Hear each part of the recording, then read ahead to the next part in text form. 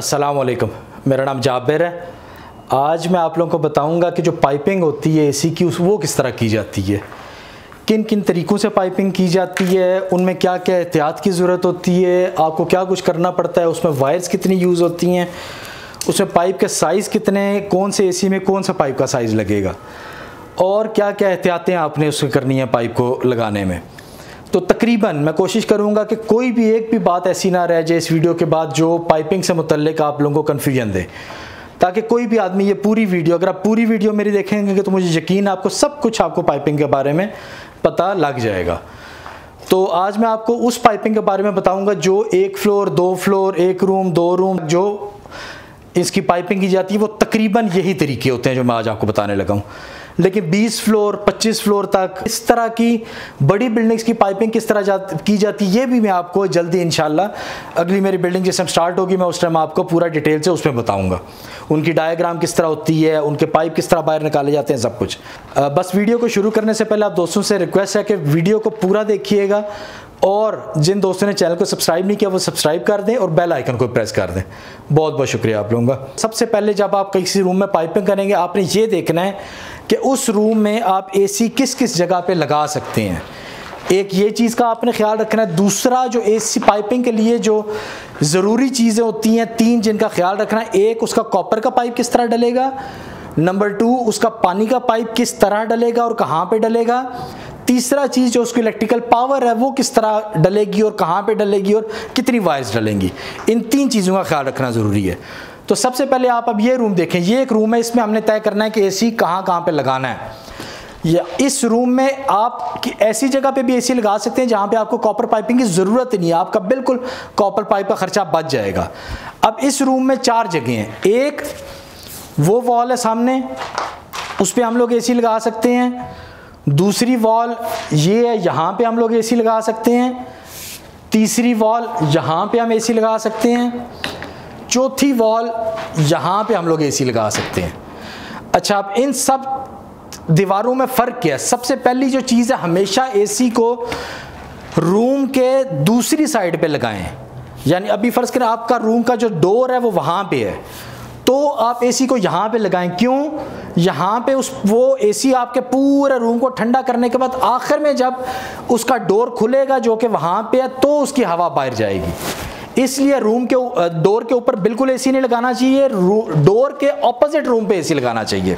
अच्छा, तो एसी आपके जो लगाने के तरीके हैं वो सिर्फ 3 तरीके हैं। 3 तरीकों के अलावा जितने भी तरीके हैं वो सब गलत हैं। उन 3 तरीकों में पहला तरीका ये है कि ये पाइप यहाँ से स्टार्ट होता है, यहाँ से नीचे आ जाए और ज़मीन के साथ साथ होता हुआ बाहर चला जाए पाइप। एक ये तरीका है।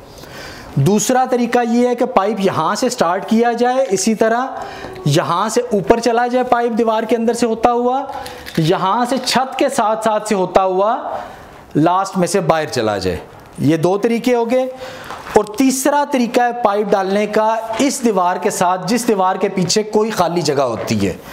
यहाँ पे कॉपर का पाइप पहले नहीं डालना पड़ता, जब आप एसी खरीदेंगे उसके साथ कॉपर का पाइप आएगा, उस टाइम आप यहाँ पे एसी की फिटिंग के टाइम पे होल करेंगे और यहाँ से कॉपर का पाइप बाहर निकाल देंगे। तो ये 3 तरीकों से एसी लग सकते हैं। अब इस तरीके में और दूसरे तरीकों में क्या फ़र्क है? इस तरीके में कॉपर का पाइप अभी नहीं डालना, आपके कॉपर का पाइप का खर्चा बच जाएगा। पानी का पाइप आपकी मर्जी है। अब पानी के पाइप के 2 तरीके हैं। या तो आप इनडोर पाइप डालना चाहते हैं, यहाँ से अंदर दीवार तोड़ के अंदर डाल के यहाँ से इसको वॉशरूम या किचन में ले जाएं, एक ये तरीका। दूसरा तरीका, जब आप यहाँ पे फिटिंग करेंगे तो यहाँ पे सुराख जो है, इसी सुराख में से उसका ड्रेन का पाइप जो है वो भी बाहर निकाल दे और बाहर इसके पीछे वाली साइड पे पानी निकलता रहे।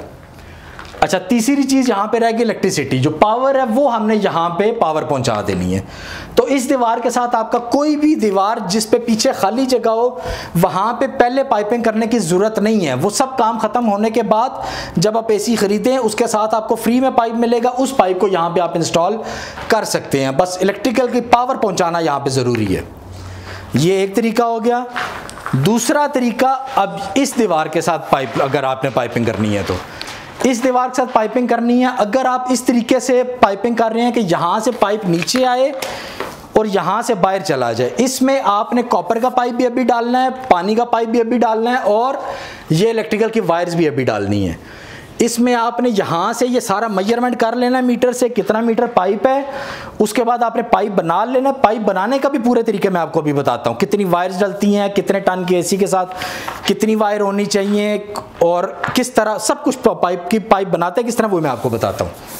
تو ایک طریقہ یہ ہے کہ یہاں سے نیچے سے سب چلا گیا، لیکن اس میں جو سب سے ایک امپورٹنٹ ترین چیز ہے جس کا خیال رکھنا بہت ضروری ہے، وہ یہ ہے کہ یہ جو پائپ ہے یہ آپ کا سب سے نیچے پانی کا پائپ ہونا چاہیے، اس کے اوپر آپ کا کاپر کا پائپ ہونا چاہیے، اس کے اوپر آپ کی وائر ہونی چاہیے الیکٹریکل کی.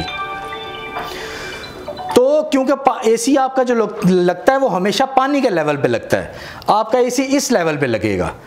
تو اس طریقے سے یہ آپ کی پائپنگ ہوگی. اگر آپ نے اسی پائپنگ کو چھت سے لے کے جانا ہے، آپ کی کنڈیشن اس طرح کی ہے، کسٹمر آپ کو بول رہا ہے، اسی طرح یہ پائپ یہاں سے یہاں پہ آئے گا، یہاں سے آپ دیوار توڑیں گے، اوپر چھت پہ لے جائیں گے، یہاں سے اس کو پائپ اینڈر سے بینڈ کر لیں گے، یہاں کسی بھی طرح اس کو بینڈ کر کے چھت کے ساتھ ساتھ اس کو کلمپ لے کے وہاں پہ لے جائیں گے. اچھا، ابھی اس میں ایک بات کا خیال رکھنا بہت ضروری ہے پائپنگ سے پہلے، کہ آپ نے کسٹمر سے پوچھنا ہے کہ اس روم میں جپس کتنی ہوگی. نارملی جو جپس ہوتی ہے وہ تقریباً 30 سینٹی میٹر ہوتی ہے. تو کسٹمر آپ کو اگر بولتا ہے کہ 30 سینٹی میٹر جپس ہے تو یہ 20 + 30 یہاں تک آپ کی جپس آئے گی. جپس کے بعد جو آپ کا اے سی کا ایریا وہ تقریباً 40 to 45 سینٹی میٹر ہونا چاہیے. تو یہ جو آپ کا پانی کا پائپ آئے گا یہ تقریباً جپس 30 سینٹی میٹر، اس کے بعد 40 to 45 سینٹی میٹر تک یہ پائپ آپ لگائیں گے تو آپ کا اے سی یہاں پہ آئے گا. یہ ایک چیز. دوسری چیز، کبھی بھی آپ کو کسٹمر بولتا ہے کہ آپ نے اے سی اس دیوار کے درمیان میں لگانا ہے، تو درمیان میں لگانے کے لیے آپ کبھی بھی یہ پائپنگ جو ہے اس دیوار کے درمیان میں نہیں کریں گے. کیوں؟ کیونکہ اگر آپ پائپنگ اس کی دیوار کے درمیان میں کریں گے تو آپ کا اے سی یہاں سے سٹارٹ ہوگا اور یہاں پہ آئے گا. اس طرح یہ آپ کا اے سی سینٹر میں نہیں آئے گا، لیکن پائپنگ آپ نے سینٹر میں کی ہوئی ہے. اس کے لیے ہمیشہ دیوار کا سینٹر نکال کے اس سے 40 سینٹی میٹر اس سائڈ پہ 40 سینٹی میٹر اس سائڈ پہ پائپنگ کریں گے، تب آپ کا اے سی یہاں سے سٹارٹ ہوگا اور یہاں تک آئے گا. تو پائپنگ کرتے ہوئے اس بات کا دھیان رکھنا بہت ضروری ہے. دو اور چیزیں، کبھی بھی زندگی میں جب پائپنگ کریں اس کے درمیان میں اگر آپ کی انڈر گراؤنڈ پائپنگ ہے اس میں آپ پائپ کو ویلڈ نہیں کریں، ایک ویلڈ نہیں کریں. اور دوسری چیز کہ جو الیکٹریکل کی آپ کی وائرز آپ اس کے ساتھ ڈالیں، وہ وائر کتنی ڈالیں گی وہ میں آپ کو آگے پائپ بنا کے بتاتا ہوں. وائرز میں کبھی بھی جوائنٹ نہیں لگائیں. اور تیسری چیز جو سب سے اچھی ہے، یہ جو پانی کا پائپ ہے ڈرین کا، یہ ہمیشہ 1 انچ کا ڈالیں.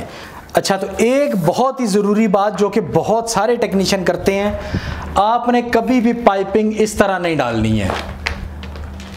کبھی بھی یہاں سے یا یہاں سے نیچے لا کے یہاں سے آپ باہر لے کے جاتے ہیں، کبھی بھی پائپنگ ایسے نہیں کریں.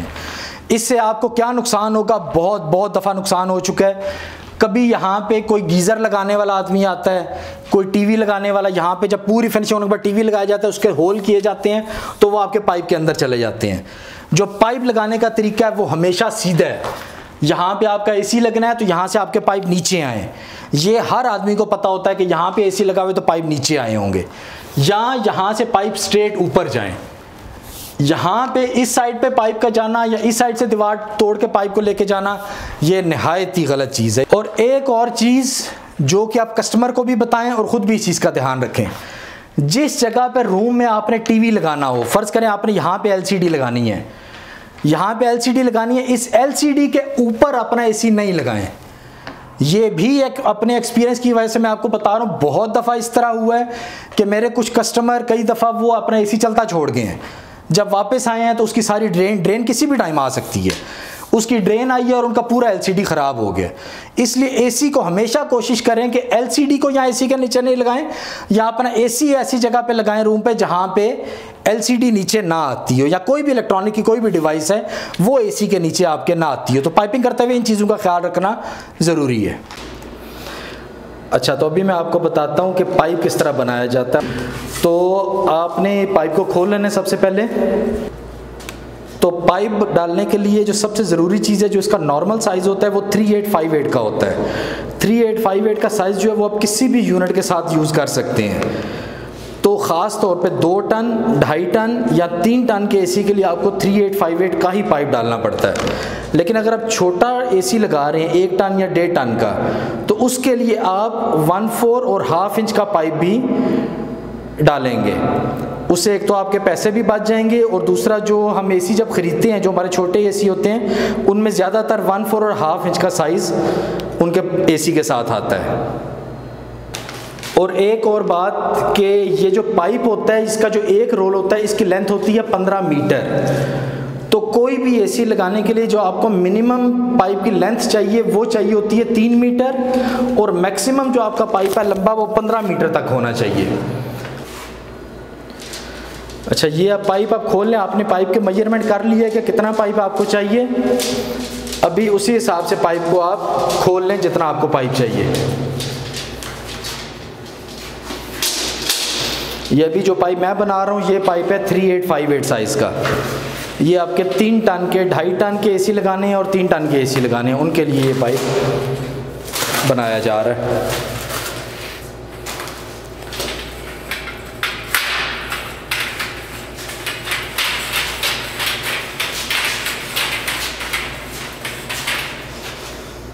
اچھا، آپ ان کے پائپ کھول لیں گے، پائپ کھولنے کے بعد ان کے اوپر انسولیشن چڑھائیں گے۔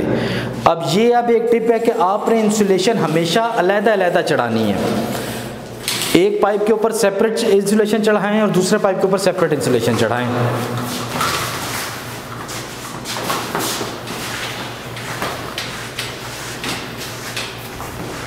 اور ایک 15 میٹر پائپ کی لینتھ کے لیے یہ جو انسولیشن ہوتی ہے یہ 8 پیس انسولیشن کے چڑھتے ہیں ایک 15 میٹر رول کے لیے۔ یعنی آپ کبھی بھی پرچیز کریں گے ان انسولیشنز کو تو آپ 15 میٹر رول کے لیے 8 پیس لیں گے۔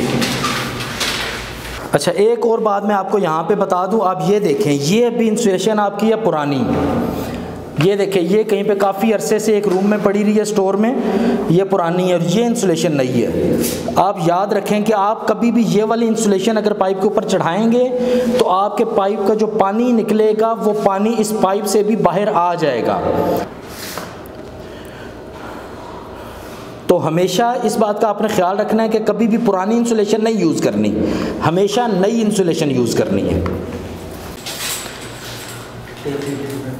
اچھا، تو اب اس میں جو ایک اور چیز آ جاتی ہے وائرز کی، کہ وائر ہم نے کتنی بھی جال ڈالنی ہے۔ ہر اے سی میں جو چھوٹے یونٹ کے اے سی ہوتے ہیں، چھوٹے ٹن کے 1 ٹن 1.5 ٹن کے، اس میں کم وائرز ہوتی ہیں، لیکن اگر 2.5 ٹن یا 3 ٹن کے اے سی ہوں ان میں زیادہ وائرز کی ضرورت ہوتی ہے۔ لیکن ہمیں نہیں پتہ ہوتا کہ جب ہم اے سی خریدیں گے تو اس میں کتنی وائرز ہوں گی۔ اب آج کل اکثر اے سی ایسے بھی آ رہے ہیں جن میں سینسرز کی وائرز ہوتی ہیں، کچھ اے سی آتے ہیں جن میں مین جو اس کی پاور ہوتی ہے وہ باہر آؤٹ ڈور میں گئی ہوتی ہے۔ اس لیے آپ یہ کوشش کریں کہ ہر اے سی میں 6 وائر کم سے کم لازمی ڈالیں۔ 6 وائرز میں سے 2 وائر 6 mm کی ڈالیں اور باقی 4 وائرز آپ 1.5 mm یا 2.5 mm کی ڈالیں۔ اچھا، تو ابھی پائپ بنانے کے لیے یہ وائر اس طرح رکھ کے ان پائپ کو یہاں سے تقریباً 1 میٹر ان کو لمبا رکھ لیں، کیونکہ انسٹالیشن کے ٹائم جو ہے یہ وائرز ہماری اے سی کے ساتھ کنیکٹ ہو جائیں گی۔ اگر ہم اس کو لمبا نہیں چھوڑیں گے تو یہاں پہ بعد میں ہمیں جوائنٹ لگانا پڑے گا، اور جوائنٹ کسی بھی صورت میں اے سی کے لیے ٹھیک نہیں ہے۔ اس طرح وائر کو رکھ کے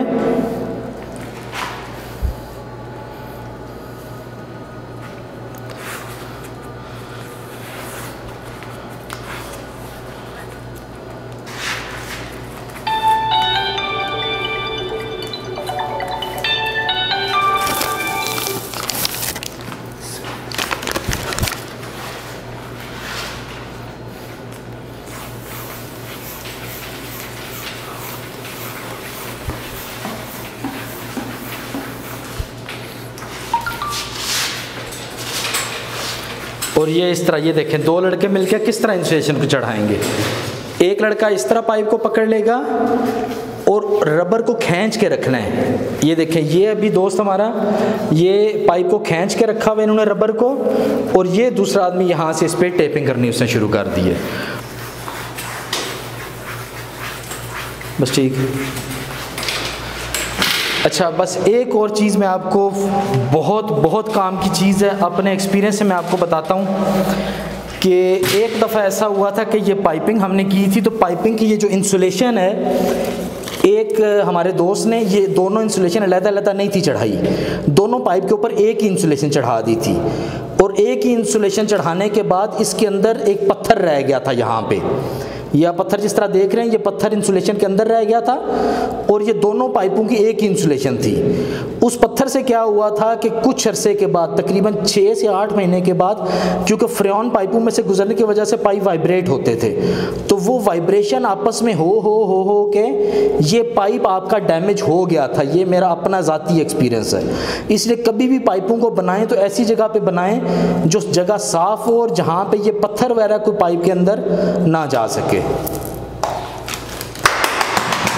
اچھا، تو یہ میں نے کوشش کی ہے آپ کو کہ پائپنگ کے بارے میں ہر چیز بتانے کی۔ اگر پھر بھی کچھ چیز میں غلطی سے بھول جاؤں تو آپ پلیز کائنڈلی کامنٹس میں لکھیں، میں آپ کو ضرور آنسر کروں گا۔ میں چاہتا ہوں کہ یہ پائپنگ ہر انسان، ہر ایک جو سٹارٹ کرتا ہے کام، کوئی بھی ٹیکنیشین، اس کو یہ پائپنگ آرام سے وہ میری ویڈیو دیکھنے کے بعد A to Z وہ پائپنگ کر سکے۔ تو انشاءاللہ آج کے لیے اتنا ہی کافی ہے۔ انشاءاللہ نیکسٹ ویڈیو ملاقات ہوگی۔ دعاؤں میں یاد رکھیے گا۔ اللہ حافظ۔